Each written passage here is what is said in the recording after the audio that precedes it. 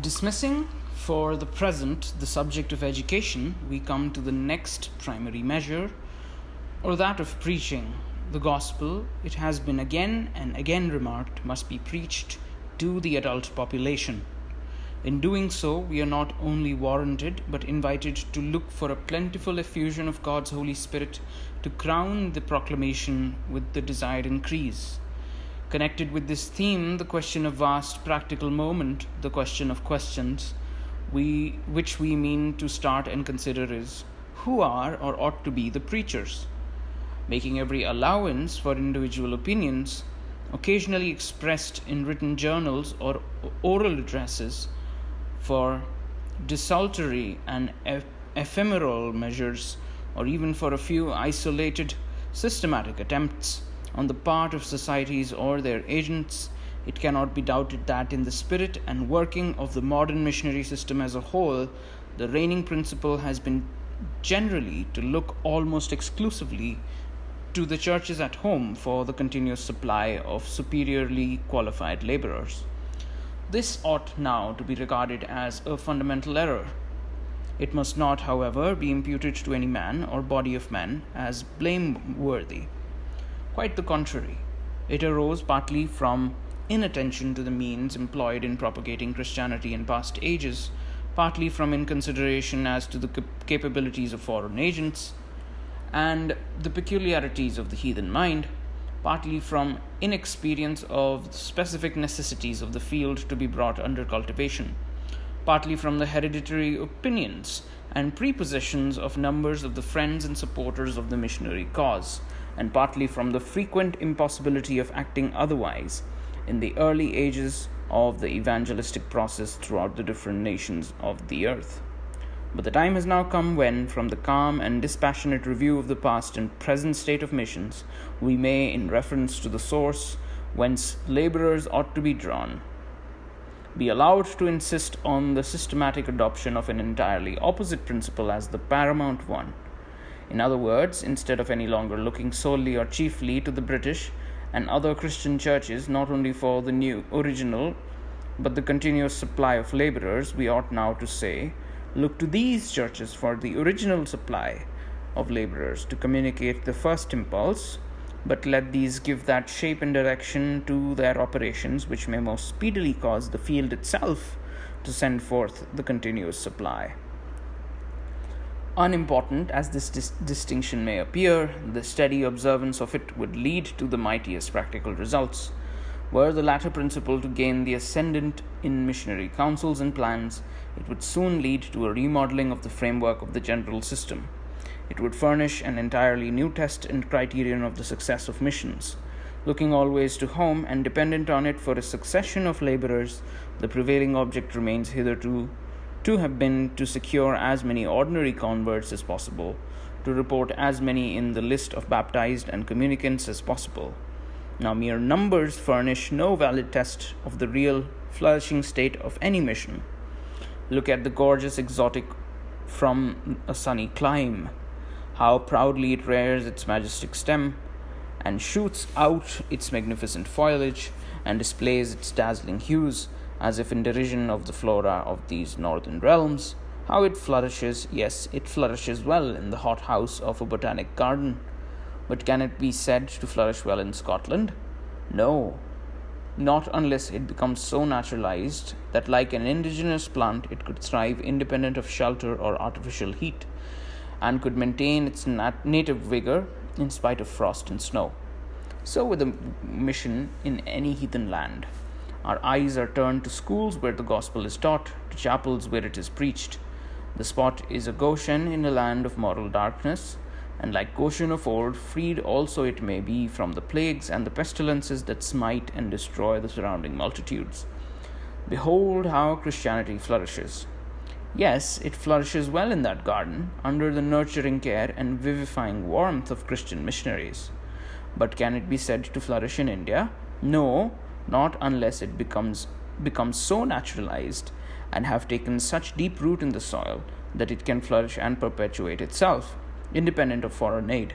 That a mission has succeeded in working out for itself the means of self-support and self-propagation, this only is the valid test of real permanent success. Tell us of a station where thousands of ordinary converts are reported, but not one capable of acting the part of an independent propagator of Christianity, and we must say that the mission, with reference to the present and more especially the future, cannot be said to be in a flourishing state. Tell us of another station which can report no such thousands, but can point to a few capable of acting the part of evangelists, and that station we must pronounce to be in a flourishing state. As regards the vitality and permanency of Christianity, the mission which, with the divine blessing, raises up a few propagators has done more than one which counts thousands who require all their diligence and the superadded vigilance of devoted foreigners to keep alive the flickering spark in their own breasts. As regards eternity, 100 souls are more precious than one. As regards the intrinsic worth of a soul, that of one feeble in the faith is as valuable as that of anyone strong in the faith. But as regards the country at large and the welfare of its inhabitants, one convert strong in the faith, able to sustain the life in himself and communicate it to others, is worth 100 or 1,000 ordinary disciples. The soul of the humblest and most illiterate peasant may be as precious in the sight of God as the soul of the most powerful in intellect, but the most advanced in spiritual gifts and attainments. But as regards the great interests of a realm, say Scotland, one Knox is worth 10,000 illiterate peasants, and the institution which might be honored in rearing a Knox would do more for Christianity and mankind than if it brought 10,000 undisciplined peasants into the fold. The influence of the former extends far and wide in space and propagates itself onwards along the roll of ages, vitally affecting the destinies of successive generations, and the influence of the latter might, in a great measure, be confined to themselves and perish with themselves. In missions, that one which is still dependent on home for laborers has got no permanent footing, and is no better than a sickly exotic which will droop the moment it is left to itself and its own inherent powers. Left to itself in such a mission, Christianity might, in the course of a single generation, decline into the feebleness of old age, and in the next, from the corruptions and interblendings of it with surrounding heathenism, new heresies might spring up, the foul but unstable monument of its short-lived reign. It is not enough that in any mission there should be individuals known under the name of native teachers, catechists, and preachers. For what is a name without the possession of some corresponding substantial reality? To ascertain the real value of native functionaries, we must ask the question, how many of these would proceed with their labors of love, were the vigilant superintendence, an animating example, and stirring encouragement and pecuniary recompense of European missionaries suddenly and wholly withdrawn?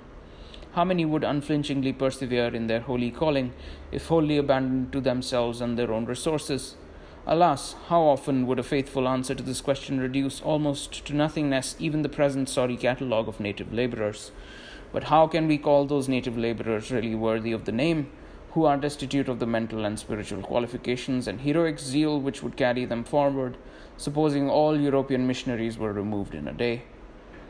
However conspicuous the figure which numbers may make in statistical columns, how can we call any mission flourishing which has not succeeded in raising up at least a few converts endowed with those powers gracious and acquired that would embolden them to persevere in the face of desertion and danger in an independent course of labor? Leaving these generalities, we proceed next to exhibit, from a variety of special considerations, the necessity of making the rearing of qualified natives a primary and not a secondary or subordinate department of missionary labor in India. Supposing that the present missionary stations in India bore numerically a far greater proportion to its necessities than they really do, how are they supplied with agents? Is the supply adequate to the demand at the stations themselves? By no means.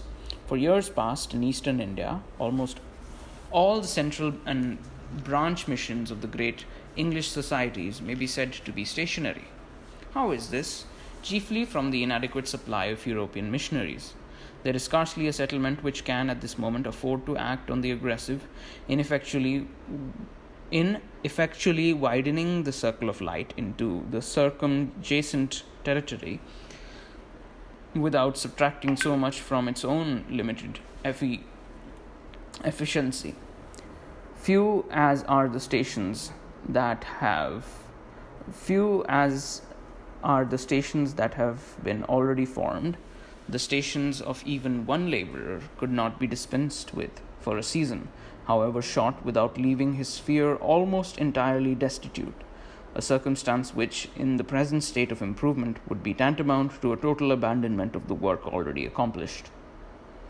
For it is not in an infantine state of things as it is in those more highly favoured lands where vital, self-sustaining, self-propagating principles have long been implanted and have taken firm and deep root. At home, for example, the spiritual labourer may retire for a season, and returning again, may find his work, if not advanced, at least prepared for receiving farther augmentation. In a country like India, it is far otherwise. At a vast expense of body and of mind, the work may be conducted and it may appear to progress. But let the workman temporarily withdraw his fostering presence, and speedily it is found to retrograde. Or if the labourer be suddenly cut down in the midst of his career of usefulness, there is no one to supply his place. His coadjutors have their hands more than full. Their own work cannot be relinquished without sustaining incalculable damage. Ere a successor, appointed from home, can reach the land, the portion which was partially cleared may have so rapidly relapsed into its original wilderness state that the labour in spiritual husbandry must be begun anew, just as if little or none had ever been expended. And thus the frequent removal of some labourers by death, and the withdrawal of others through various afflicting dispensations of providence, leave us too often to view not a series of steadily advancing steps, but rather a never-ending alternating series of progressions and retrogressions, of expensive labour and irremediable loss. Just as the successive rollings of the tides of the ocean upon the shore would, in an unchanging rotation, obliterate all the tracings which the highest wisdom, combined with the most consummate art, could delineate upon the shifting sands. To enable, therefore, even the present limited stations to maintain an effective warfare with conterminous heathenism, and to become magazines of spiritual provision in the midst of a famishing land, where the bread of life may be liberally administered to the surrounding multitudes, it would be necessary to double or treble the present number of effective missionaries. Accordingly, another solemn appeal from the field of labour is made to ring in the ears of British Christians, calling for help, demanding that more labourers should forthwith be commissioned to speed to the missionary field, not for the sake of planting new and remote stations, which by scattering strength would weaken, and by incurring certain expense and possible failure must prove disastrous to the general missionary cause, but chiefly in order to reinforce those stations at present established, and thus unfetter the hands of the senior brethren, who may be possessed of the requisite qualifications to go forth more at large, and cause the name of Jesus to resound through many of these dreary habitations where hitherto it has been unheard of and unknown.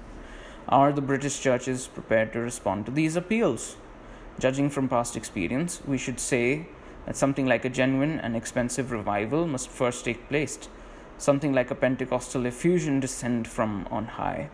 Here we can look for a Moravian response to the summons.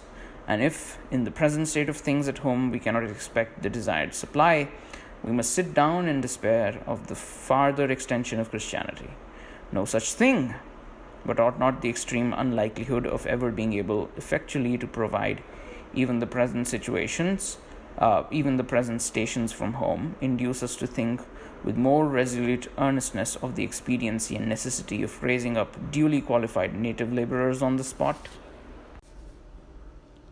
Again, if this conclusion be suggested to us from a view of the insufficient supply of the present missionary stations in India, how resistlessly must it be forced upon us when we consider the state of the country at large.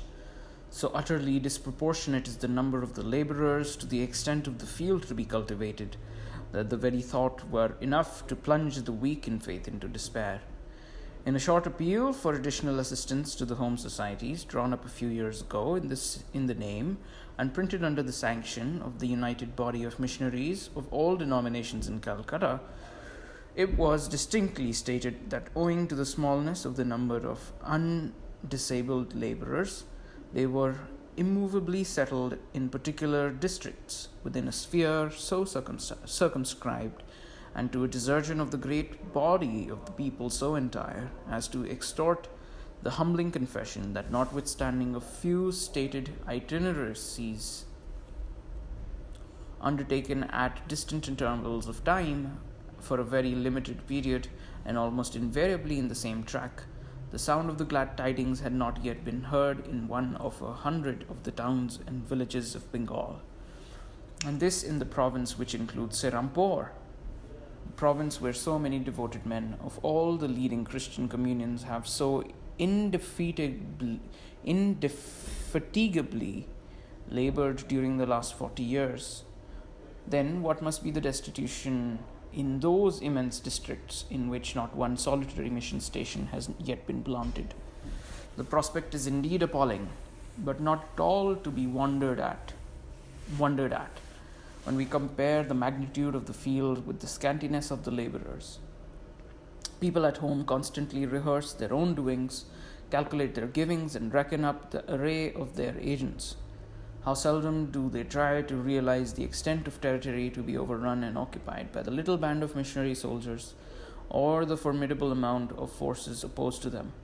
Really, if the English government had chosen a single regiment of raw recruits, dividing it into little bands of triumvirates or decumvirates, and had dispersed these over the wide world to conquer a peace in all the colonies, reserving the largest subdivision as the only force to meet Napoleon's 100,000 veteran warriors on the plains of Waterloo, it would not, in civil and military policy, be a more preposterous expedient than that with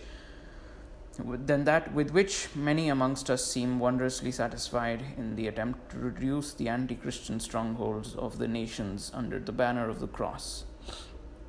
That this is nothing in the style of burlesque or wild exaggeration must at once appear from a statement of facts, and as the unknown may be best appreciated by contrast with the known, let us compare India with Scotland. What is the population of Scotland? About 2.5 millions. How many are there of all denominations to proclaim the everlasting gospel? Upwards of 2,000. And yet has not the cry been of late sounded in our ears that there is a deplorable destitution of the means of grace within our borders? A cry which, energized by the mightiest living voice in Christendom, has pealed through the alarming fact that we are strangely nestling some of the worst horrors of heathenism in the very lap of Christianity.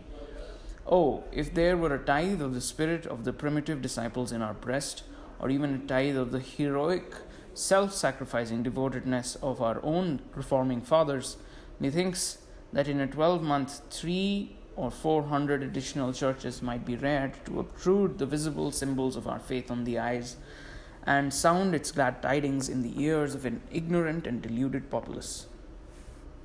But letting that pass for the present, how stands the matter as regards India? What is the amount of its population? At least 130 millions. To proclaim the message of salvation as to this amazing multitude, subjected in the wondrous dispensation of providence to our power, and placed within our reach of our address, how many labourers does Great Britain supply? Why, taking into account those who are disabled in consequence of having their constitutions shattered by exertion in an unfriendly clime and sundry other causes, there are not 100 effective heralds of the cross. No, including the missionaries of all our great societies, Church of England, Church of Scotland, Wesleyan, Independent, Baptist, there are not 100 men actually engaged in proclaiming the gospel to a population of 130 millions. Not so a great proportion for India as would be that of 2 men for all Scotland, with its retinue of islands. Only think of 2 preachers for all Scotland. If at present, with its more than 2,000 pastors, there is so much of rampant heathenism in the land, what would have been its condition had there only been two? One stationed somewhere south of the Forth, and the other somewhere north of the Tay. Would not this be an idle mockery of benevolence, a bitter sarcasm on schemes of evangelization? And yet it is the very counterpart of the dealings of Protestant Christendom, not only with India but with the world at large. With an instrumentality in Scotland only proportioned to that in India, it could not, though already Christianized, continue nominally Christian for a single generation. Instead of making head against its remaining heathenism, instead of maintaining its present inadequate institutions, it would suddenly be submerged beneath the returning flow of a dominant paganism. People sometimes express their wonder that more has not been done in India. But after such a statement, the wonder ought rather to be that, in spite of our criminal shortcomings, God has been pleased to work out so much through the institution in our part of means so preposterously incommensurate. To overtake India, even at a rate proportioned to the present occupation of Scotland, we would require not 100, but upward of 100,000 qualified labourers. Whence are these to come? From home? Why, unless every godly layman were suddenly metamorphosed into a minister of salvation, and by some awful catastrophe the whole body of the faithful were driven to flee to some Indian Pela for refuge, as were the Jews of old from the city of their fathers, like stranded mariners from a sinking ship. There is no reasonable prospect of obtaining the necessary supply from home. Must we then despair? No. But is not the necessity enforced upon us of resorting to some other practical expedient? And what can that be save the vigorous endeavour to raise up a body of native labourers to cultivate the almost boundless field?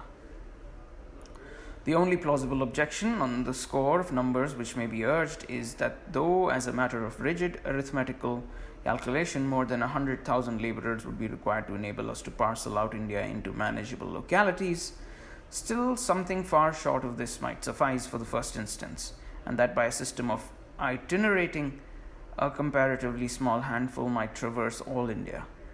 On this subject it is difficult to speak or write without encountering a host of prepossessions which may recoil into a corresponding host of misapprehensions.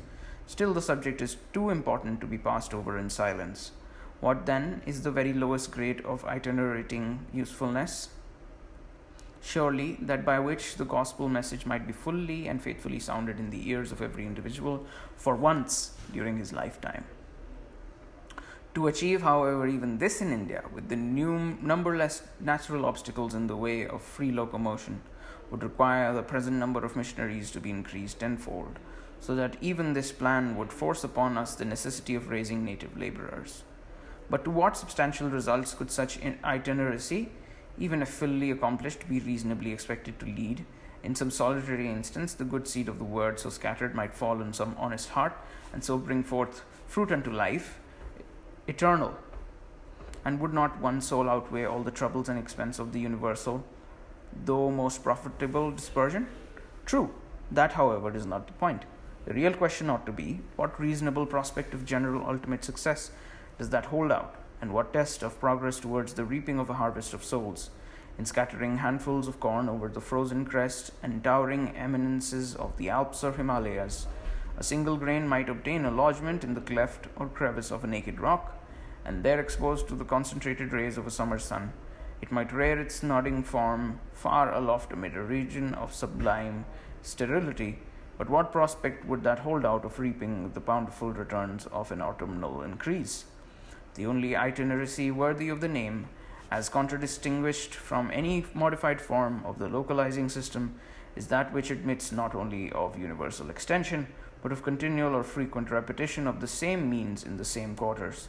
But an itineracy which would in a given time overtake every district of a country, leaving no town or village or hamlet unvisited, and no single individual or unaroused by the gospel message, an itineracy which would within brief stated periods renew the process of infusing an active leaven into the sluggish mass, till inquiries begin to be excited, and individuals here and there were discovered in whose souls the Lord had commenced a work of grace, and eventually whole districts found ready at the sound of the gospel summons, powerfully proclaimed at the living voice, to awake and shake off the spiritual despotism which ages had confirmed. Such an effective itineracy would require the present number of missionaries increased 100-fold. Hence again the enhanced demand for native laborers. Our object is not to condemn the itinerating system, but to point out the necessity of perfecting it, till by progressive advances it may become identical with the localizing system. The vast superiority of the latter over every other in point of efficiency, solidity, permanency, and pervasiveness has been demonstrated by a redundance of evidence by the most eloquent of living men.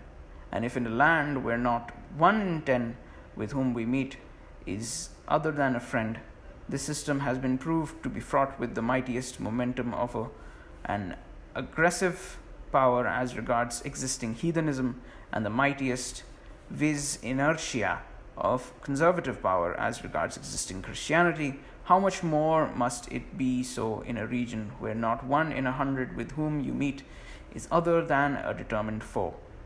If many of the current views on the subject of missionary itineracy be correct, most of Dr. Chalmers' statements and reasonings are fallacious.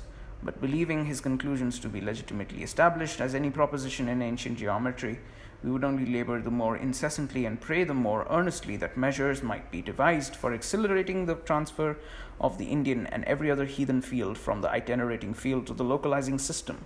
At present, when men, fired with holy zeal, behold such multitudes in peril of perdition, and so few to rescue, they are tempted to itinerate anywhere and anyhow.